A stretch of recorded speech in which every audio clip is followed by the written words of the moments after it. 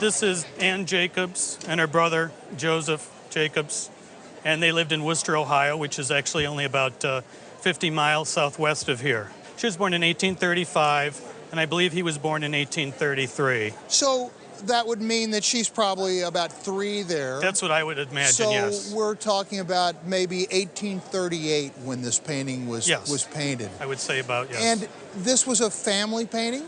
The people that owned it, the parents died, and the children had no room for it anymore, and so I was able to buy it from them. They were distant cousins. The scale of this painting suggests that this family had some money.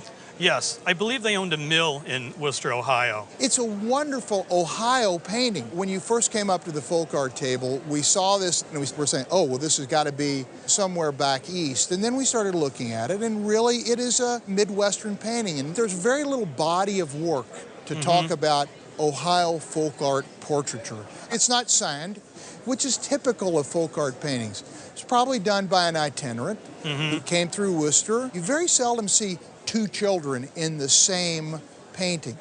What else is so great about this is that she's holding that wonderful cat.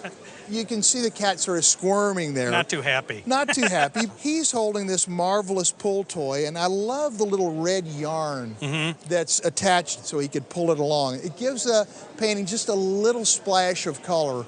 And here at the top, we have the dress and the wagon. Right. That certainly adds value to the painting. Does it add 20% to the painting? No, but it's nice to have it all together as a package.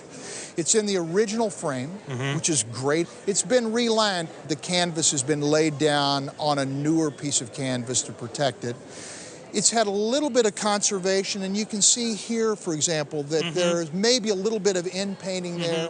I would like to have seen a little bit something in the background to really sort of bring it all together. But at the same time, the kids are sort of jumping off the canvas. What did you pay for it?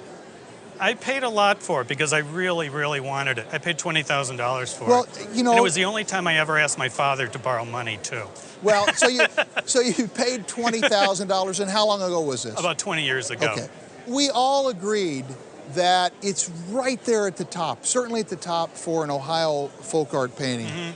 But it's not just a great folk art painting because it's just missing a few things. The background, their faces are a little bit flat, but nonetheless, we all agreed $30,000 to $40,000 is an easy estimate for this, and there might be a lot of upside if it were to come to auction. It's a great folk art portrait, probably the best that I've seen in the time that I've been selling antiques in Ohio, Really? And that's almost 25 years.